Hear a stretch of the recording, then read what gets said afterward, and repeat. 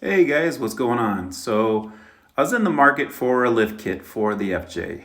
I wanted to do a 3-inch lift, and I did want to do a spacer lift. I wanted the actual springs and shocks, like an actual legit lift kit.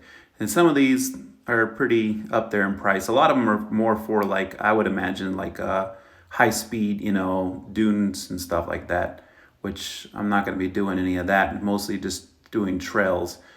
So I wanted something inexpensive, and I wanted something that has a reputable name brand that I know. So I went with the Pro Comp 3-inch lift, which is springs and shocks. So in this box here is the rear springs. They're shorter and fatter than the rest of them, or the other ones. And then in this box here should be the front springs. They're a little bit skinnier and taller. So those are the front. And then it also comes with like a little spacer. So the FJ Cruisers, for some reason, have kind of like a gangster lean. They kind of lean on the driver's side. So that little spacer will kind of level off the front end. Then two struts for the front.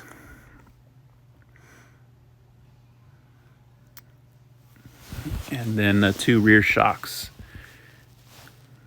And then it has a bunch of smaller hardware that I've got here. So the instructions, and these are all those little spacers. So it's got the diff spacers of those big ones, and then, like, I believe 4 other little spacers, which are for the skid plates.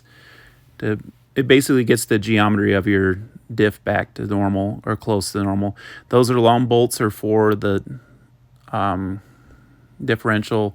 These adapter plates are for your sway bars, so it'll it puts them down lower and pushes them out a little bit further. So, and then we got the bolts. So I think these bolts here are for the actual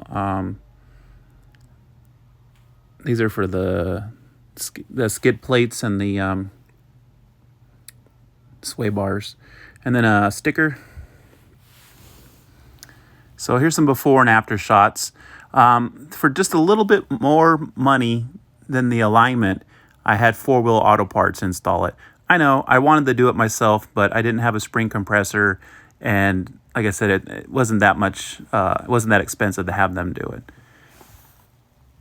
I got 5 tires. I had stuck all of them in the back. That was fun. So here it is, all said and done. You can see the front end still sticking up a little bit. I'll put some more miles. Hopefully it'll come back down. So here's the setup here. Got the shock or the strut and the front spring. You can kind of see a spacer in there. It's kind of hard to see. See if you can see it better from here. Yeah, there you go. You can see it right here. So there's the diff spacers and skid plate spacers. And also, I still got the stock A-arms, and I have some wheel spacers, so I still have a little bit of room here between the control arm and the tire. But definitely we'll get upper control arms here shortly. And here's the rear. I wish I had a kind of boot over the shock, some kind of dust guard or whatever you want to call them. And the rear tire still fits. It clears the bumper just barely, and it also clears the glass.